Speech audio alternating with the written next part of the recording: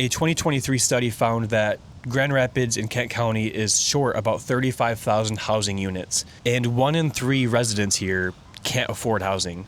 So what would you do as state senator to help address this issue? Yeah, this housing is probably the number one issue that people talk to me about. As you mentioned, we're over 30,000 housing units short throughout the county, and we're falling further and further behind every year. So while we are bringing new units online every year, it's nowhere near the amount that we need. And so I really see this as having two main buckets of solutions. One is we need to stabilize the people who already have housing, and two, we need to do everything we can to bring new units online. So the first bucket is stabilizing the people who already have housing or who are going to be going into housing very soon. We need to be able to freeze the rent of people who are currently renting until we bring online those 35,000 new housing units that we need to build.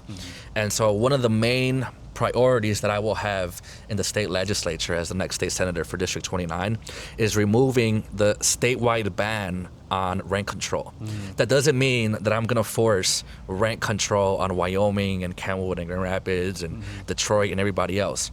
It just simply means that by removing the statewide ban on rent control, individual communities can vote and lobby their city commissioners or county commissioners or township commissioners on implementing rent control.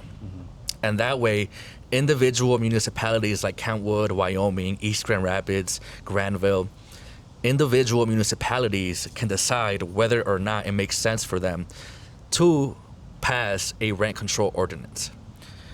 We also need to make sure that we're lowering costs for people who are already housed. And that's whether we're talking about insurance costs or property taxes or hidden costs like utility payments, escrow payments if people have a mortgage. We need to lower costs for people. And so, for example, our electric costs since 2020 have gone up by 20-something, almost 30%.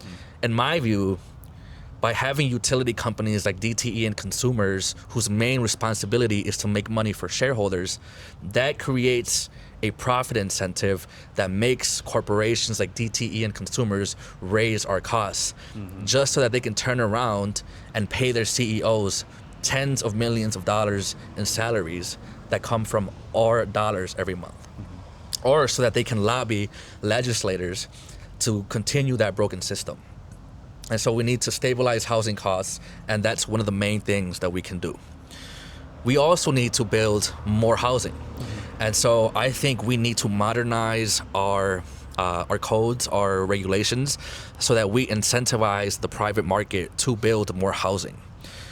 But frankly, the housing market is prioritizing housing units for higher income earners. And so I think our tax dollars should be invested in creating public housing. And so if the private market is not going to step in to create the housing units that we need, which is basically what's happening now, as we mentioned at the beginning, we're short tens of thousands of housing units.